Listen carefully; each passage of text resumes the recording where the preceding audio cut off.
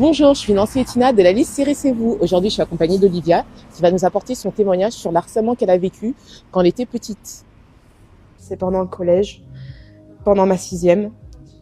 Cette fois-ci, c'était un garçon. Et là, c'était beaucoup plus violent. C'était des mots très violents comme t'es qu'une merde, tu sers à rien, tu devrais crever. Et moi, je comprenais pas. Pourquoi tant de haine? Je lui avais rien fait. J'étais une petite fille toute mimi, j'avais pas d'histoire. Il avait ses amis en plus qui se mettaient avec lui. Ce qui accentue accentuait le phénomène, le mouvement de groupe. Oui. Il a commencé à me pousser à être violent physiquement. C'est-à-dire qu'une fois, quand on devait aller dans un cours d'éducation morale et civique, il m'a poussé sur les grilles d'aération, tellement que du coup ça m'a râpé les mains, j'avais les mains en sang. Comme il en parlait dans tout le collège, d'autres personnes se sont mis aussi à me regarder de travers, en rigolant, en me donnant un surnom. À ce fameux jour où j'ai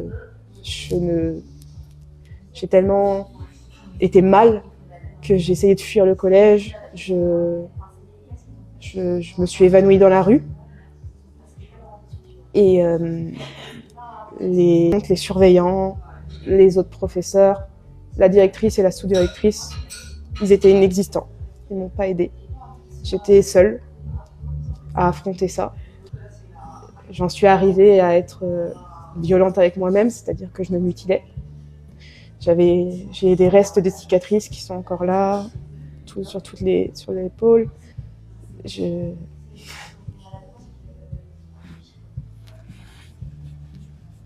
J'étais toute seule. Je ne parlais plus à personne, tellement que je mangeais plus, je dormais plus. J'ai perdu beaucoup de poids alors que j'étais déjà très fine. Et j'ai fait 2 tentatives de suicide.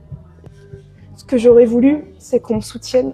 Mais j'aurais voulu que les professeurs, que les surveillants, que la directrice m'aident. Mais je ne me suis pas sentie aidée.